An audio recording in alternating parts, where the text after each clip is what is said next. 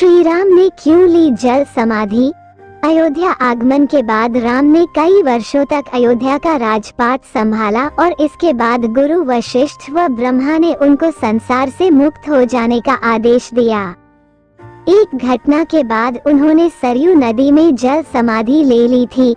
अश्विन पूर्णिमा के दिन मर्यादा पुरुषोत्तम राम ने अयोध्या से सटे फैजाबाद शहर के सरयू किनारे जल समाधि लेकर महाप्रयाण किया।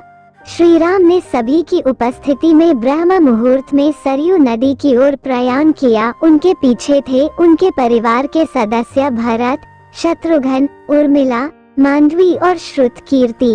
ओम का उच्चारण करते हुए वे सरयू के जल में एक एक पग आगे बढ़ते गए और जल उनके हृदय और अधरों को छूता हुआ सिर के ऊपर चढ़ गया। क्यों ली जल समाधि? यमराज ये जानते थे कि भगवान की इच्छा के बिना भगवान न तो स्वयं शरीर का त्याग करेंगे और न शेषनाग के अंशावतार लक्ष्मण जी। ऐसे में यमराज ने एक चाल चली। एक दिन यमराज किसी विषय पर बात करने भगवान राम के पास आ पहुँचे। भगवान राम ने जब यमराज से आने का कारण पूछा तो यमराज ने कहा कि आपसे कुछ जरूरी बातें करनी है। भगवान राम यमराज को अपने कक्ष में ले गए। यमराज ने कहा कि मैं चाहता हूँ कि जब तक मेरी और आपकी बात हो उस बीच कोई इस कक्ष में नहीं आए। यमराज ने अपनी बात को आगे बढ़ाते हुए कहा कि अगर कोई बीच में आ जाता है तो आप उसे मृत्युदंड देंगे। भगवान राम ने यमराज की बात मान ली और यह सोचकर कि लक्ष्मण उनके सबसे आज्ञाकारी हैं, इसलिए उन्होंने लक्ष्मण जी को पहरे पर बैठा दिया।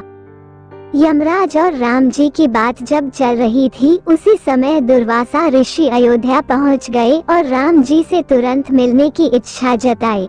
लक्ष्मण जी ने कहा कि भगवान राम अभी यमराज के साथ विशेष चर्चा कर रहे हैं। भगवान की आज्ञा है कि जब तक उनकी बात समाप्त नहीं हो जाए कोई उनके कक्ष में नहीं आए। इसलिए आपसे अनुरोध है कि आप कुछ समय प्रतीक्षा करें। ऋषि दुर्वासा लक्ष्मण जी की बातों से क्रोधित हो गए और कहा कि अभी जाकर राम से कहो कि मैं उनसे मिलना चाहता हूँ, अन्यथा मैं पूरी अयोध्या को नष्ट होने का शाप दे दूंगा। लक्ष्मण जी ने सोचा कि उनके प्राणों से अधिक महत्व उनके राज्य और उसकी जनता का है, इसलिए अपने प्राणों का मोह छोड़कर लक्ष्मण जी भगवान राम के कक्ष में चले गए। भगवान राम लक्ष्मण को सामने देखकर हैरान और परेशान हो गए। भगवान राम ने लक्ष्मण से पूछा कि यह जानते हुए भी कि इस समय कक्ष में प्रवेश करने वाले को मृत्युदंड दिया जाएगा, तुम मेरे कक्ष में क्यों आए हो? लक्ष्मण जी ने कहा कि दुर्वासा ऋषि आपसे अभी मिलना चाहते हैं। उनके हठ के कारण मुझे अभी कक्ष में आना पड़ा है। राम जी यमराज से अपनी बात पूरी करके जल्दी से ऋषि दुर्वासा से मिलने पहुँचे। यमराज अपनी चाल में सफल हो चुके थे। राम जी से यमराज ने कहा कि आप अपने वचन के अनुसार लक्ष्मण को मृत्युदंड दीजिए। भगवान राम अपने वचन से विवश थे। राम जी सोच में थे कि अपने प्राणों से प्रिय भाई को कैसे मृत्युदंड दिया जाए।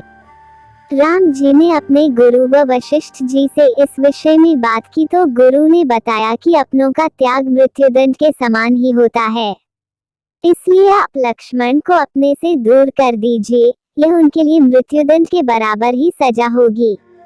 जब राम जी ने लक्ष्मण को अपने से दूर जाने के लिए कहा तो लक्ष्मण जी ने कहा कि आपसे दूर जाकर तो मैं यूं भी मर जाऊंगा, इसलिए अब मेरे लिए उचित है कि मैं आपके वचन की लाज रखूं।